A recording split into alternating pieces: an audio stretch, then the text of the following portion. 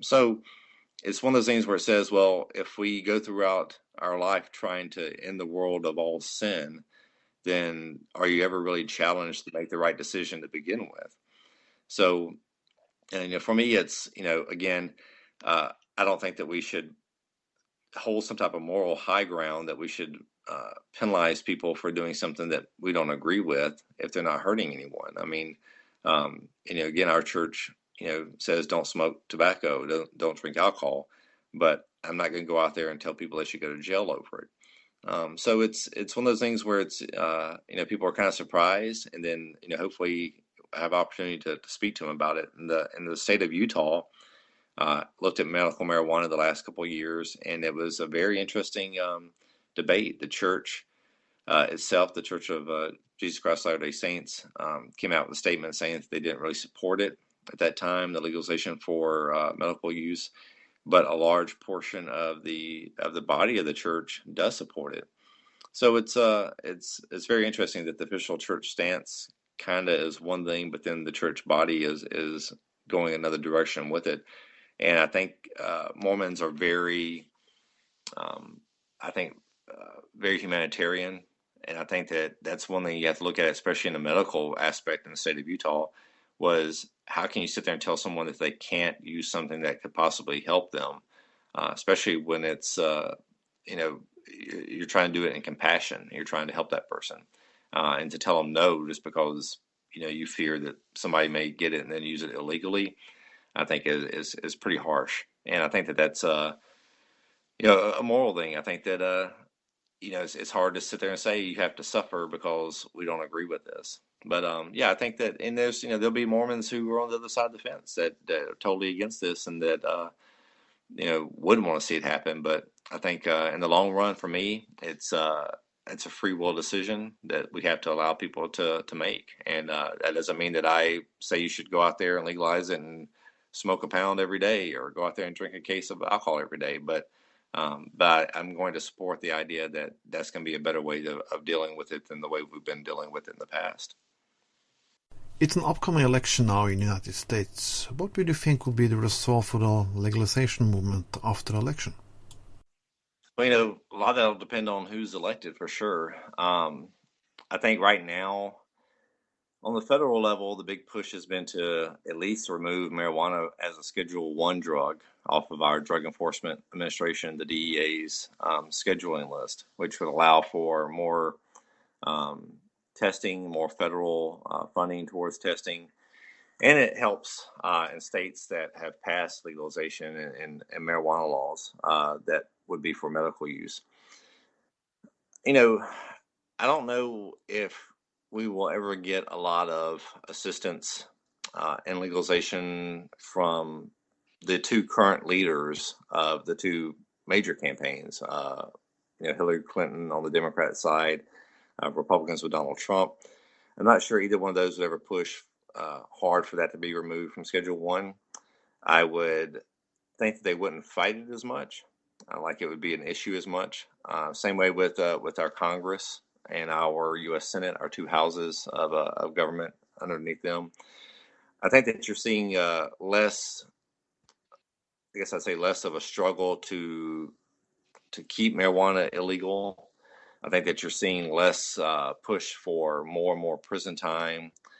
But I'm not really sure if we're going to be aided a lot on the federal level for legalization. I think legalization, especially in regards to marijuana, is going to be something that's really fought state by state here in America. And again, we're a little bit different than most European countries in that our states are very independent to be able to do things like that to some degree. But I think that battlefield for that is going to happen at the state levels first. But you've seen it mentioned a good bit with the campaigns of, like, for example, Bernie Sanders on the Democrat side. There's been some Republicans like Rand Paul, and of course his father Ron Paul, who was very well known for looking at full legalization of all drugs. So you're seeing more Republicans. I'm a former Republican. I just recently switched parties to the Libertarian Party, a third party here in America. And a lot of that has dealt with, or for me, has been the issue of the drug war. And I think that our party, the Libertarian Party, has always addressed the idea of us having the ability to legalize it. But I definitely think that it's something that we've had candidates in both of the major parties discuss, which is good because it gets it out in the open. It's allowing more people to talk about it. But I'm not really sure how much change we'll see policy-wise on the federal level if either one of the two current frontrunners are elected, though. This is the last question. What message would you give to the Norwegian police, who is very against legalization of anything?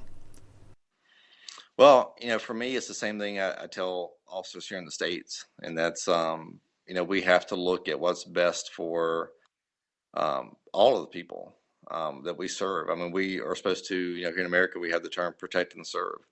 And you're not protecting people from bad decisions. You're supposed to be protecting them from crime, from being victims.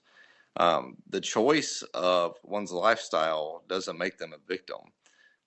And just because you don't agree with it doesn't mean that it's something that should be enforced legally.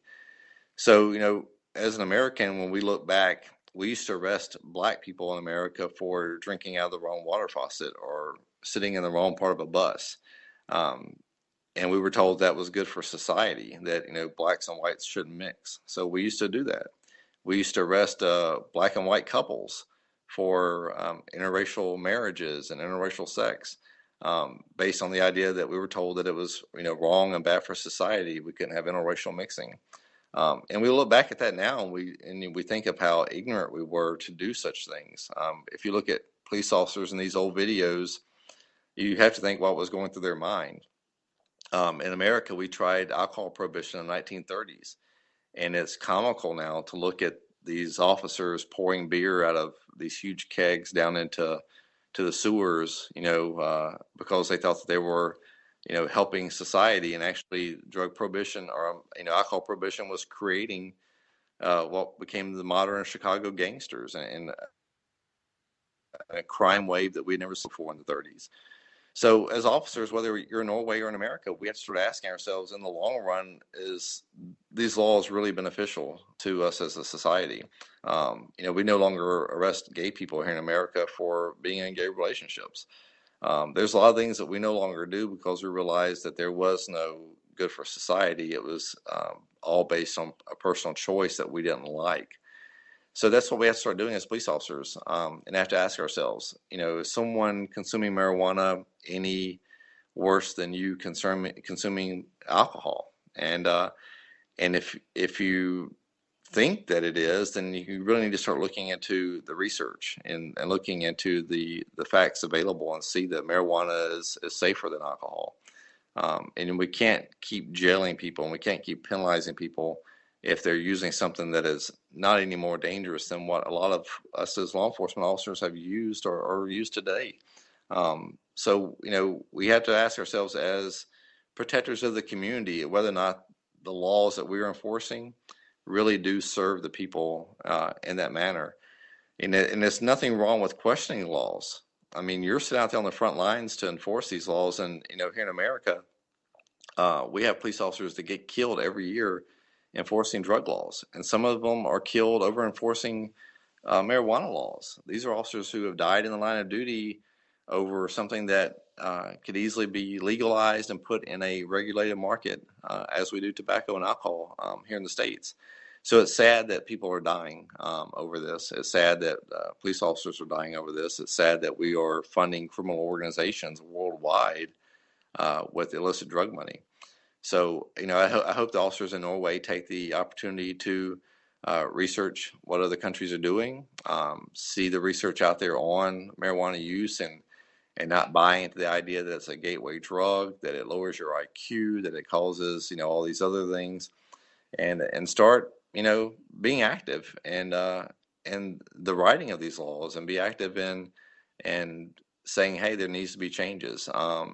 That's your job as a protector of the community. I mean, that's how we look at it here in America, is that we serve the people of our community. And I think serving them is also questioning whether or not the policies that we're sent out there to enforce are the best policies for the community as a whole and society as a whole. So, be safe, while they're out there as officers, and be mindful of what you are enforcing and be mindful of whether or not there's a better option. Dette har vært et intervju med en av LEAPs talsmenn I USA, Larry Kirk, som politisjef I East Missouri. Mitt navn Trond Vatne Tveiten. Dette har vært en produksjon laget av Trompod Production for Normal sin serie På høy tid. Denne podcasten, vel, kommer til å skape litt produller antageligvis, men jeg håper at flest mulig dere synes den bra, og at flest mulig dere sprer den til flest mulig av deres venner og kontakter. Til neste gang, ha en fin dag.